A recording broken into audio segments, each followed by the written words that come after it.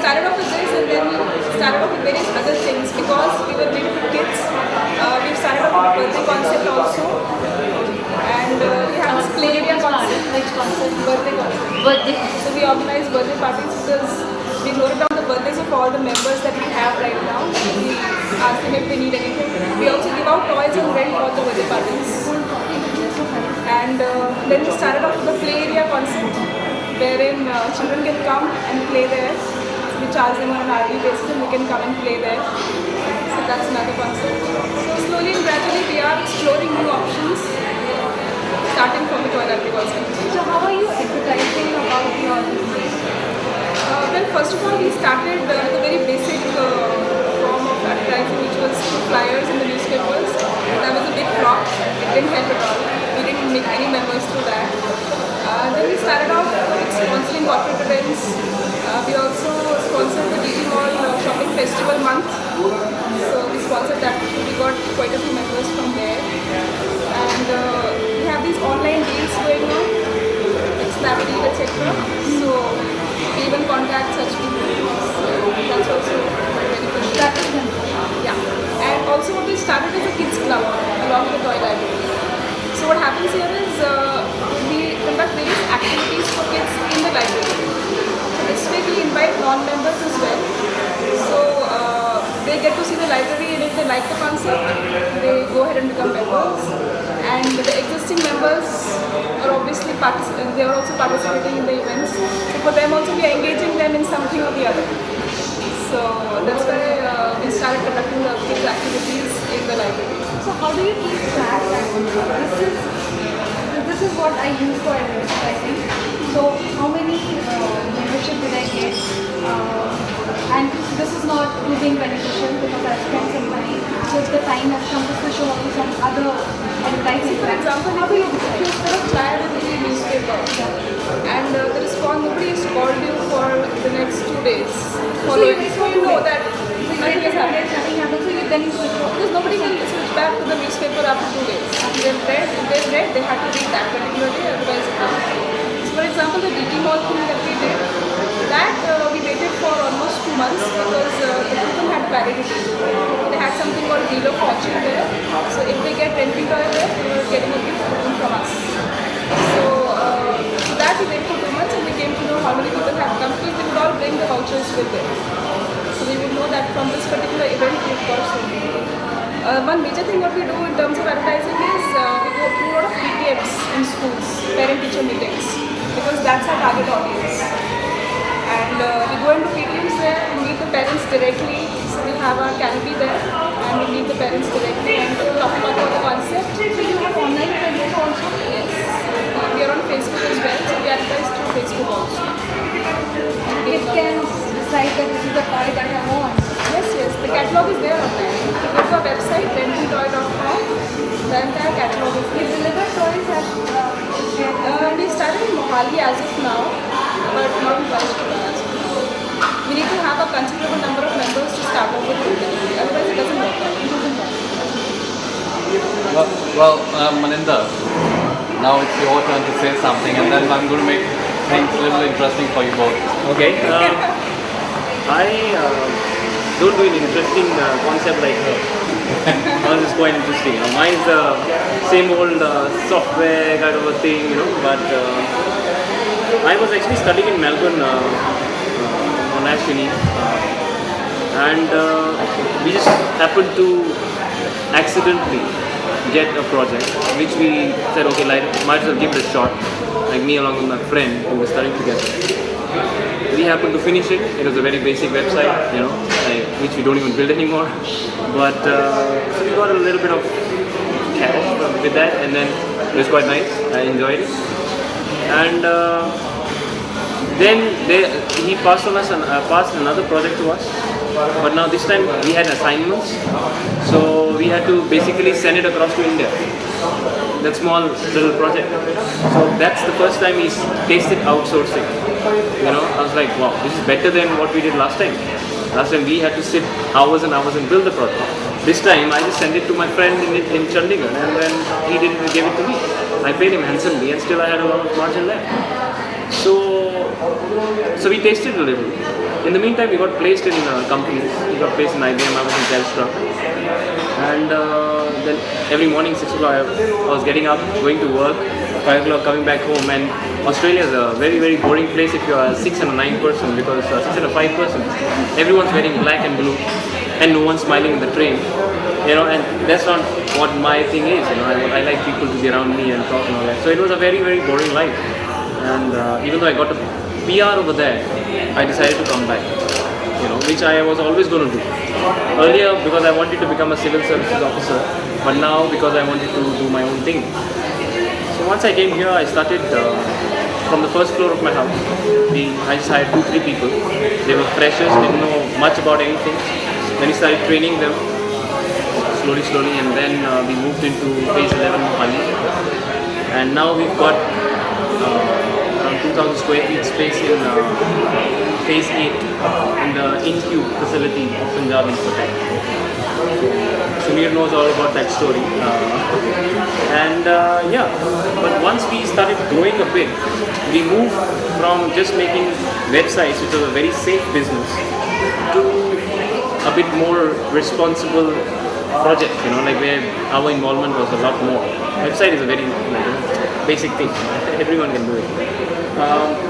Then we started moving on to specific industries. What we are now focusing on is education. That's where commonly the kids, So we are building projects which actually change the way education is delivered to students. I saw a video on YouTube. I was just searching, and the person said that what is homework should be classwork, and what is classwork should be homework. He says, listen, the teacher is going to do 3 solved examples and ask the child to go home and do 10 questions from the exercise. What if he's not able to do the first, second, third and fourth? And from all our experience, solved example always seems to be easier because they're solved, So that's what we wanted to turn around. We wanted to give a platform which is now called Pandora, which is our name, where students can by themselves make unlimited mistakes and still progressively learn. Like we have created something whereby the system creates questions, for example, linear equations or quadratic equations or whatever. If you want to do 1 million questions, the computer will generate 1 million different questions. And that's not it. He's going to mark your answers, and if you are not able to solve, the computer will solve step by step that question, 1 million of it. It's okay. So the idea is, okay, I'm starting to do an answer, I can't do it, I click on the hint, I get the first line. Then I'll see if I can take on. I cannot, I click again, the second line comes, third line. Like how the schools want it, step by step answers. They're kind of e-learning solutions. Yes, in a way, but we are making it very interactive. We have a couple of more features in line which has not been done before. Actually, we just come up with some innovative ideas, which of course I will not put it out right now. But that's the whole thing about me doing my thing. If I have to get up in the morning and I come up with an idea, I can reach the office and apply it. Which is what I was not getting when I was working in Australia. Handsomely paid, but I wasn't, having fun. So basically that's what my story is. From final year of my degree to now, it's been 4 years, and I'm enjoying every bit of it. That's very important. Well, being a youngster and managing a team of around 30 people, how do you cope up with the mindsets? How does the chemistry go? It's unbelievable. Actually, I've become half a politician, so to speak. It's just unbelievable. In a team, you identify there are a couple of stars. There always are, and there are others who rally around them. So now, but these stars, if there's another star introduced in the team, ego clashes immediately. Day one, it will always happen. He will always come to you. His style of programming is not too good. He's not commenting properly. Things which are not relevant before suddenly becomes important. So just to get them to gel with each other, just take them out and give them some ownership. And what I've realized is, although my way of working is a bit different, if you come to our office, it's just totally free. Like, I do not prefer standing on someone's head. I like giving ownership to everyone. So they might misuse it. Some did, but then they don't get a second chance. Of course. But I do give ownership to people. Okay, this is your thing. Go ahead. I've got nothing to do with it. You take the decision. You take the calls.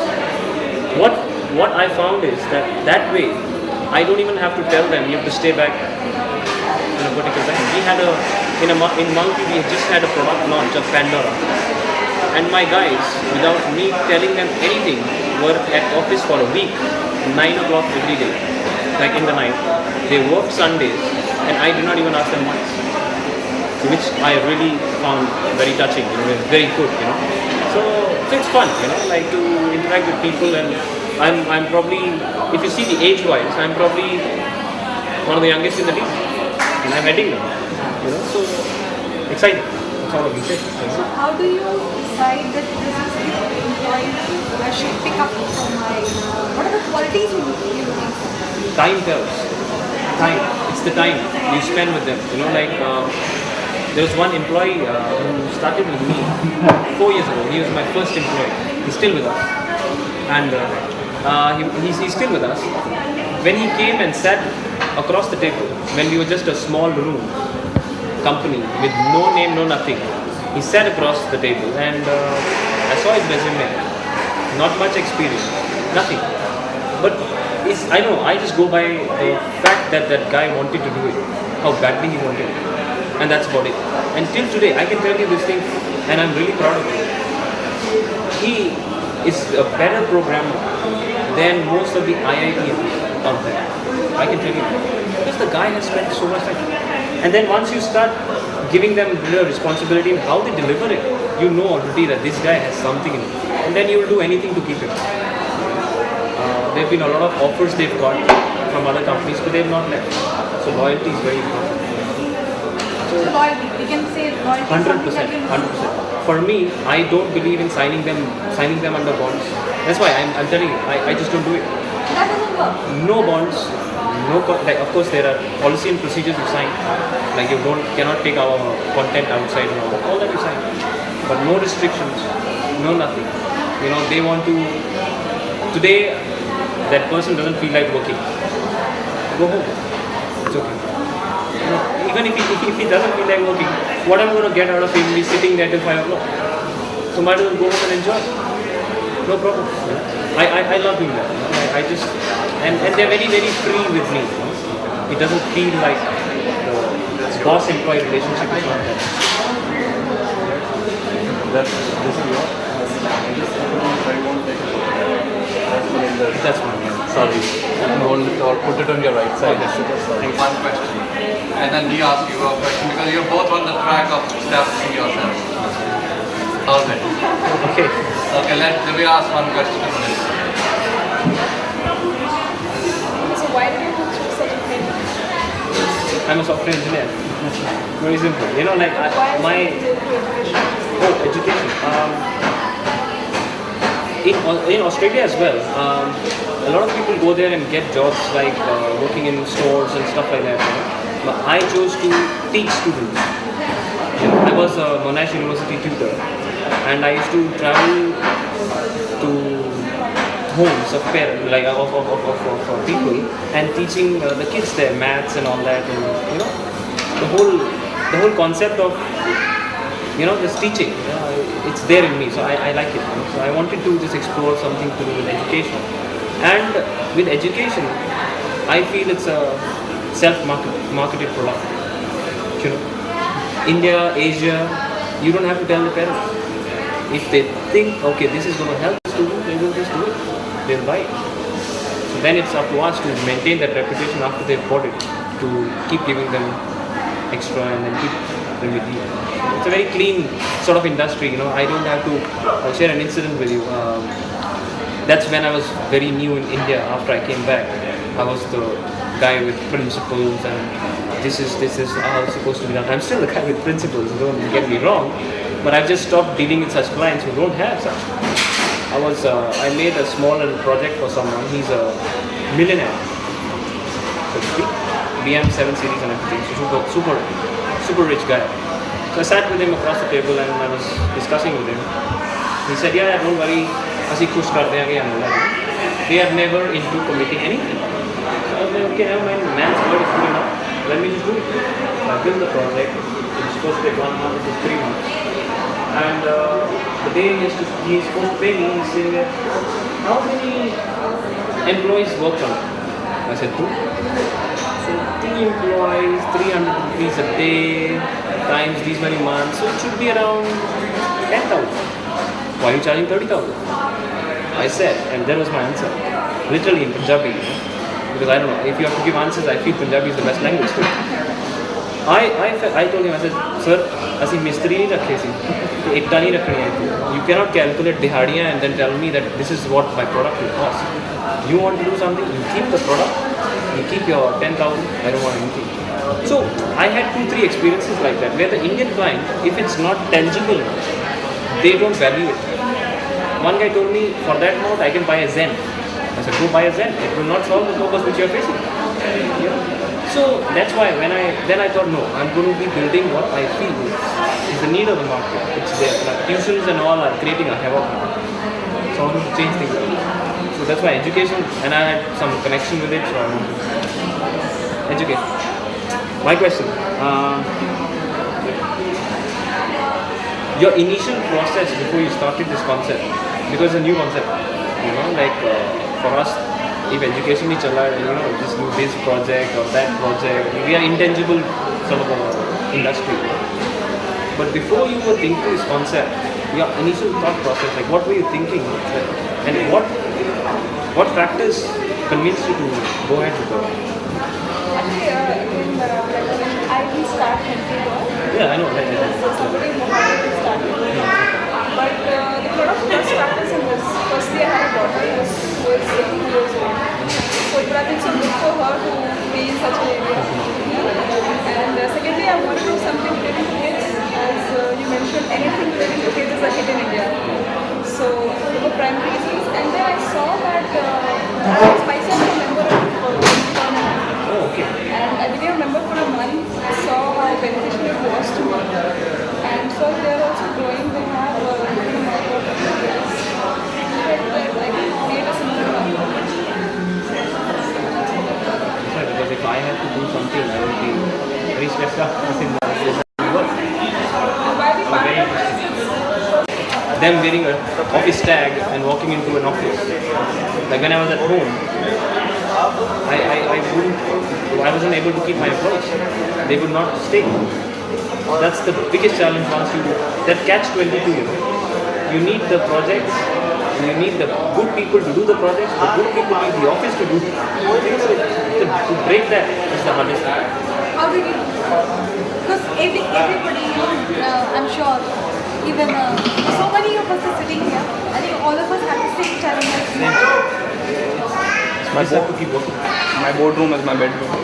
I keep on saying this, that I shift from my bed to my beanbag, and that is my shifting of my house to office. That is, you have to do that. Best place to work. Yes, I have a big beanbag to work. Best place to work for creative people. Because if you're creating something, you're not disturbed by anything. No. If you I'm ask on me- my beanbag. It's very comfortable. I have this huge beanbag. It's very comfortable. You So can what work. I'm saying, Exactly. working from your room is the best place to work. If you ask me, I got 3 floors of my house, right? Bottom I can keep for family. If you ask me, I don't need an office. I actually don't need an office. We can just sit, round table, sit down, relax, do work. But then that's not how the mindset is. People want to see that board. People want to walk into an office and something tangible has to be there. Yeah. Be present. and people want to sit across the table from you. They don't want to sit next to you. If you're sitting next to them, they'll be like alien. Yeah. If you're sitting across on a director chair and then talking to them, that's what we need. Better listen to this guy. So it's just how the mindset is. If you can't change it, you join them. That's what they say. So Just have to work. There's always, I always felt and I waited for that opportunity. There's always 1-2 times that the opportunity knocks, and that's the place where you knock the cash when you go. It just happened. I don't know. It just happened with me, so that's how my story is. Maybe a fairy tale. But yeah, I have to keep working. I have a question for you. Who would you idolize as your favorite entrepreneur? As in, Anywhere, any part of the earth, who would you feel is there's somebody really had a kick? why would you feel why not? Yeah, we'll come up to it. That's it. Any name that comes in your mind? Okay, we give you time to think. So, one person. I've got actually 2. One is Steve Jobs. Alright, I'm an Apple guy. I know everything about him. The way he just went about implementing what he wanted to do, and the way he just set up something. People say he was arrogant or whatever. That's a different story. That's his personal belief. But the way he went about getting back his company and then, just building stuff which is unparalleled. So creativity, Steve Jobs.